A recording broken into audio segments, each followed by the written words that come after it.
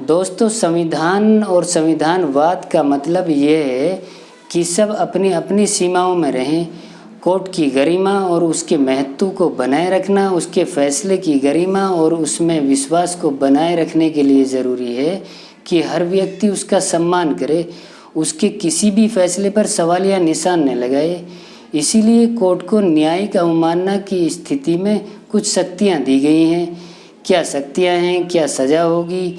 जी हाँ, मैं contempt of court act 1971 की बात करूँगा। बने रहिए मेरे साथ। आपका अपना चैनल है as per law, new channel है, सब्सक्राइब कर लीजिए। मैं एडवोकेट अली मुर्तज़ा। तो चलिए टॉपिक शुरू करते हैं और बात करते हैं न्यायिक अवमानना अधिनियम 1971 की।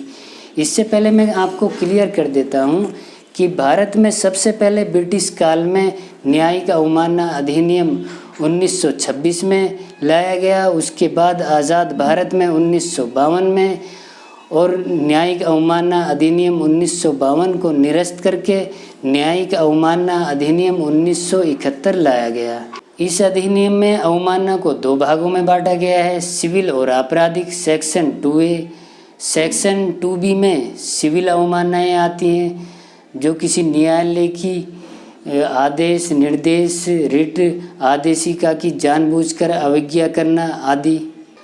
सेक्शन 2C आपराधिक अवमानना, किसी भी ऐसी बात का, चाहे वो बोले गए हों, चाहे वो लिखे गए हों, संकेतों द्वारा, शब्दों द्वारा, प्रकाशन द्वारा, किसी भी ऐसे कार्य से अभिप्राय है जो न्यायालय को कलंकित करता है, न्यायिक कार्रवाई में प्रतिकूल प्रभाव डालता है, न्यायिक प्रशासन में बाधा डालता है, न्यायिक अवमानना मानी जाएंगी।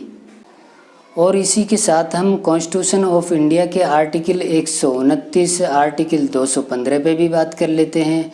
आर्टिकल 129 सुप्रीम कोर्ट से संबंधित है, आर्टिकल 215 हाई कोर्ट से संबंधित है।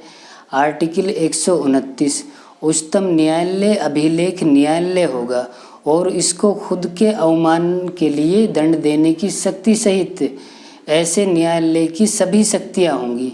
आर्टिकल 215 प्रत्येक उच्च न्यायालय अभिलेख न्यायालय होगा और उसको खुद के अवमान के लिए दंड देने की शक्ति सहित ऐसे न्यायालय की सभी शक्तियाँ होंगी। और अब बात करते हैं न्यायिक अवमानना अधिनियम सेक्शन 12 की। सेक्शन 12 के अकॉर्डिंग जो कोई व्यक्ति न्यायिक अवमानना का दोषी पाया जाएगा वो 6 महीने के साधारण कारावास या 2000 रुपये के जुर्माने से दंडित किया जाएगा, या दोनों से भी दंडित किया जा सकता है। और अगर दोषी व्यक्ति कोर्ट से माफ़ी मांग लेता है और कोर्ट संतुष्ट हो जाती है तो कोर्ट उसको माफ़ भी कर सकती है। और दोस्तों, ऐसा ही मामला अभी हाल ही में सुप्रीम कोर्ट की अवमानना से जुड़ा सामने आया, जिसमें सुप्रीम कोर्ट के एक वकील प्रशांत भूषण कोर्ट की अवमानना के दोषी करार दिए गए। क्या सज़ा होगी, कितनी सज़ा होगी, वो 20 अगस्त को पता चलेगा। मैं आपको अपडेट कराऊंगा। और अब बात करते हैं सेक्शन 16, जो कि बहुत ही इम्पोर्टेंट सेक्शन है। सेक्शन 16 के अनुसार अगर कोई न्यायाधीश, मजिस्ट्रेट या कोई न्यायिक कार्य करने वाला व्यक्ति न्यायिक अवमानना का दोषी पाया जाता है तो वह उसी रीति से दंडनीय होगा जिससे कि अन्य व्यक्ति या आम आदमी होता है। फॉर एग्जाम्पल 2017 में कोलकाता हाई कोर्ट के न्यायाधीश CS कर्णन सुप्रीम कोर्ट की न्यायिक अवमानना के दोषी पाए गए और उन्हें 6 माह का कारावास हुआ था। और बात करें अदर कंट्रीज़ की कोर्टों की, तो वहाँ की कोर्टें कंटेम्प्ट ऑफ कोर्ट का इस्तेमाल बहुत ही कम करती हैं।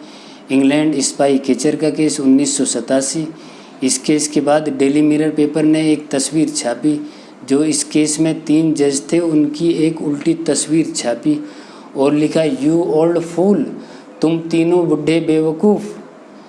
लेकिन उन जजों ने अवमानना का केस करने से मना कर दिया और कहा कि हम बुढ़े हैं ये बात तो ठीक है और हम बेवकूफ़ हैं ये उनकी अपनी अपनी सोच है।